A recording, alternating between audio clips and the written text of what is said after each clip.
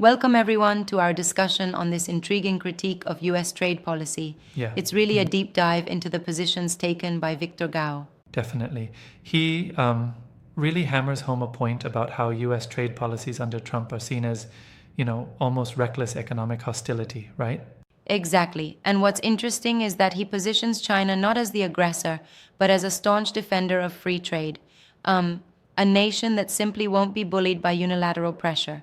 It's like Yep. viewing China as standing up for a fair playing field. Right. He emphasizes this tit for tat philosophy, where if the US uses tariffs or threats, China will respond in kind. It's a fascinating model of mutual accountability in international trade. Absolutely. It's like, imagine a neighborhood dispute where one side slaps a tariff and the other returns it with balance and dignity. No aggressive intent, just a firm response. This non aggressive strategic resistance really forms the backbone of his argument. That's a great analogy, and it really pushes back against the prevailing narrative that views China's actions as overly aggressive. Instead, Gao is saying it's about maintaining dignity, correct? Yes, exactly. He argues that the so called trade war is less about initiating conflict and more about responding to what he sees as reckless economic moves. Essentially, if the US imposes tariffs, well, China just meets that move head on, like a chess match. It's interesting because he also debunks the notion that tariffs or such measures will revitalize American manufacturing. He points out that bringing manufacturing back isn't just a matter of imposing tariffs. Right, right. According Yeah. to Gao, the return of manufacturing would require substantive changes in infrastructure, discipline in trade, and political coherence, elements that the US is apparently lacking. It's like trying to build a house without a solid foundation. And that critique really sorts out the overly simplistic idea that economic protectionism is some sort of magic fix for domestic issues. But I wonder, do you think his arguments hold up well in the current global climate? I think so, though one could challenge that point. Some might argue that a well calibrated protectionist policy could, in fact, push domestic industries to invest Perhaps, more in right? infrastructure. But Gao, in his view, suggests that the interconnected nature of modern economies makes such isolation counterproductive. Yes, exactly. He notes that nations, especially countries like China and even Australia, are deeply interdependent. It's not just building walls. It's about, mutually beneficial growth that could be undone by isolationist policies. Correct. It's like pulling a thread out of a finely woven tapestry. One wrong move and decades of cooperative growth could unravel. And that could lead to long term global damage, far beyond any temporary economic win. That's a potent warning. Given this perspective, it seems that Gao is urging American leadership to adopt a more respectful stance toward global institutions and international relations, rather than playing hardball in trade negotiations. Exactly so. He's making a call for negotiating with mutual understanding and preserving the balance that's been built over many years. Right. And that's especially critical in the context of today's complex global dependencies. Now, one interesting part is his assertion that trade hostility, like the one under Trump's policies, is not just about economics, it's also a strategic, almost ideological play, isn't it? Yes, exactly. He suggests that these policies embody a kind of unilateral approach that, well, ignores the long term costs of economic brinkmanship. Absolutely. It's almost as if the strategy is short sighted, aiming for immediate pressure rather than thoughtful resolutions. And that raises another point. How sustainable is such a tit for tat approach in the long run? I mean, with global economies so intertwined, constant economic warfare might eventually backfire. Yeah, that's a key concern. It's like engaging in a prolonged game of tug of war when both sides are so interdependent that a fall could hurt everyone. In the end, prolonged conflict erodes the very fabric of global commerce. Absolutely, and that's what makes the argument so timely. He warns that continued protectionism could dismantle the decades of cooperative growth that nations have built together. It's almost a cautionary tale for future economic policies. Correct. And one cannot ignore that this commentary, while focused on trade, also reflects broader geopolitical tensions. It's not just about economics, but about clashing visions, freedom of trade versus economic nationalism, if you will. That's a great way to put it.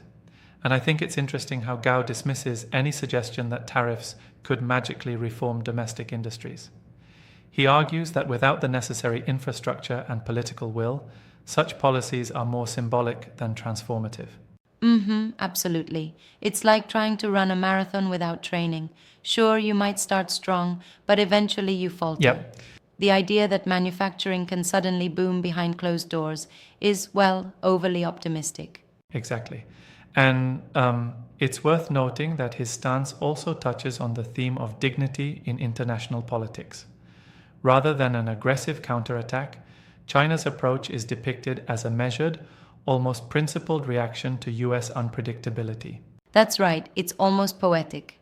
The notion that dignity and balance should override opportunistic economic policies really speaks to a deeper philosophy of global trade relations. Yeah, true. It suggests that sensible trade, built on mutual respect, is ultimately more sustainable.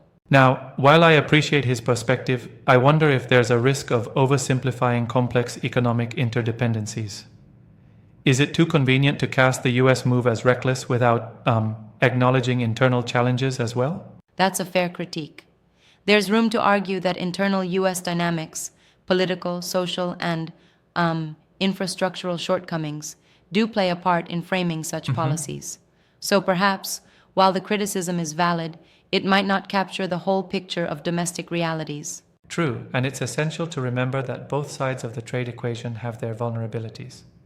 Yet, Gao's call to respect global institutions seems aimed at steering away from damaging outcomes on both ends. Exactly.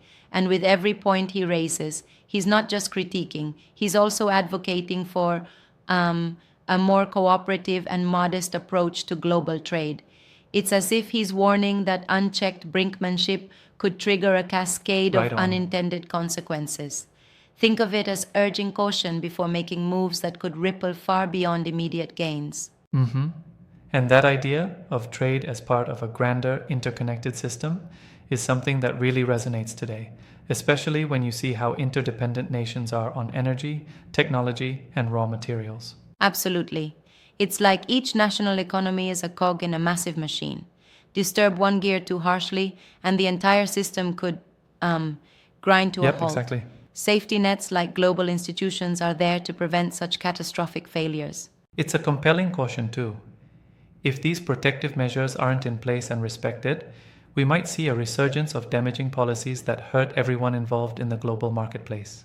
Yup, and that's the big picture he's painting. Gao makes it clear that unilateral moves are short sighted and could ultimately lead to long term global damage, not to mention potentially sparking more geopolitical tensions. It's a stance that's as much about strategy as it is about safeguarding international cooperation. And one has to appreciate the nuance in his message. There's no call here for open warfare or a complete breakdown in relations, but rather a push for balance and respect in a system that benefits from collaboration. Exactly. It's about finding a way to negotiate with mutual benefit in mind. The idea of tit for tat isn't inherently negative if applied judiciously, but it definitely needs to be tempered with, a focus on long-term Right. stability. Otherwise, we risk a cycle of retaliation that could spiral out of control. I agree. And while Gao's critique might have its critics who think it's too one-sided, it still throws a necessary spotlight on the potential hazards of extreme protectionism and unilateral actions in trade policy. For sure, and that discussion really encapsulates the contemporary challenges in global trade. You have to consider all the layers from domestic infrastructure to international cooperation when evaluating these economic policies. Exactly. It's not just black and white, but a spectrum of interdependent factors that need a delicate balance. And so, his message is a call to American leaders to rethink their approach, embrace mutual understanding, and lean into the established global frameworks rather than engaging in risky economic brinkmanship. Yes, it certainly is. Ultimately, whether you agree entirely or not, Gao's perspective stokes a necessary debate about how nations should maneuver through our complex, interconnected world economy. Absolutely. And that's what makes this discussion so timely and relevant. Indeed, it's been a fantastic dive into these intricate issues, balancing critique with constructive recommendations. I think listeners walk away with plenty to consider about the future of global trade. Well said. Thanks for joining in this deep conversation. Let's keep questioning, understanding, and discussing these big topics. Until next time. Yeah, definitely.